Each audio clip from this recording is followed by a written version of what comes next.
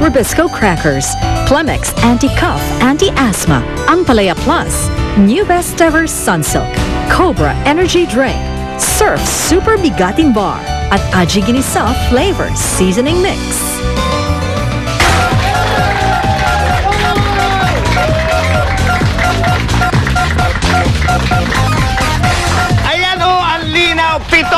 Pito na lang, 7 days na lang bago mag-December mga kaibigan. Pero dito sa GMA, ramdam na ang simoy ng Kapaskuhan. Magandang Miyerkules po ng gabi sa inyong lahat. Si Joey De Leon po at welcome sa Mala Santa Claus na GMA. Ang swerting-swerte sa 7. Press it! Win it! Hoy!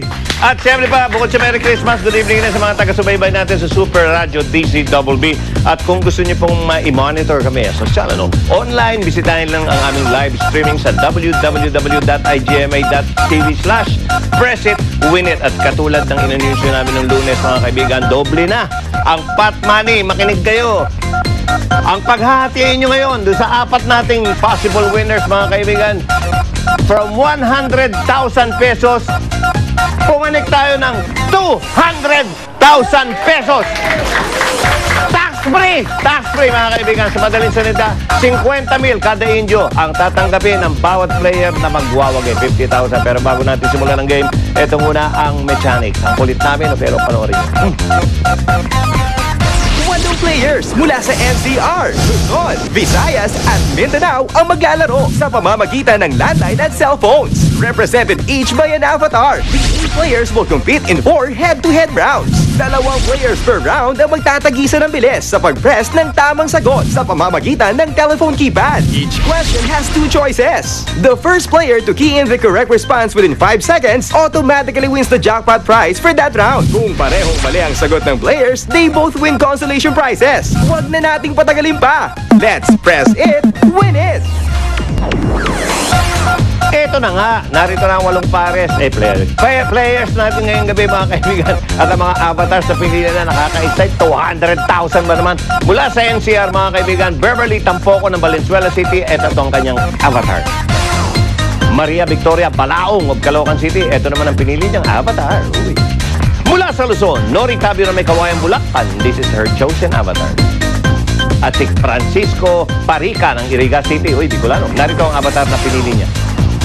From the Visayas, Richelle Kadungog ng Karkar City, Cebu. Ito ang avatar niya. At si Eileen Joy Pelongco ng Bacolod City with her selected avatar. And finally, from Mindanao, Marilyn Iniego ng Davao City. Napili niyang avatar, Toid. At si Jenna Torralba, also of Davao City. Ito naman ang avatar niya. Okay, mga kaibigan, standby lang muna mga players natin mula sa Visayas, Mindanao at NCR dahil unahin natin ang salpukan ng mga Taga-Luzon. Let's begin round 1 of our head-to-head. Ito na, sa mga contestants natin pong Luzon, huwag niyong kakalimutan na hintayin niyo munang banggitin ko ang press it, win it bago kayo mag-press ng inyong sagot. Kung tama ang sagot nyo at kayo unang nag-press ng keypad, may ulan na konfetti sa inyong avatar. Ganun lang. Nori o Bulacan and Ansit. Ang sarap po. Ansit ng Iriga City. Narito ang tanong, ha, mga darling. Sa anong sport nakilala si Paeng Nepomuceno? 1. Chess. 2. Bowling. Press it. Win it! Ay! Nanalo yung masarap na Ansit ng Iriga, mga kaibigan. Congratulations! 50,000 pesos yan! Darling, Noria Bulacan, meron kang consolation prize. At nabalitaan namin, ikaw, Ansit, ay isang barangay captain. Ansit.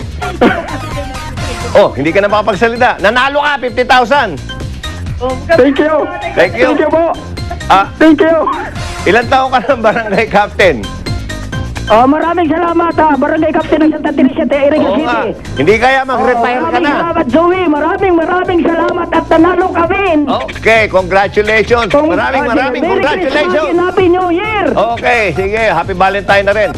Mga kaibigan, karagdagan trivia lang tungkol kay Paeng Nepomuceno. Yung tamang sagot ay bowling. Alam niyo naman, dahil sa kanyang 118 bowling titles. Dami. Tinanghal siya bilang International Bowling Athlete of the Millennium. Ganun katindi yun noong 1999. Ganyan katindi si Paeng. At may mga pamangkin yan. At alam niyo na tawag sa kanya, Uncle Paeng. Okay, let's see kung makaka-strike din ang mga players natin sa Visayas. This is round 2 of our head-to-head. Chel ng Cebu at AJ ng Bacolod, makinig kayo mabuti. Handaan niyo mga keypad. Narito ang inyong 50,000 peso question. Saang lalawigan matatagpuan ang Mount Bulusan? Nako, sikat yan. Number 1, Sorsogon. Number 2, Masbate. Press it, win it!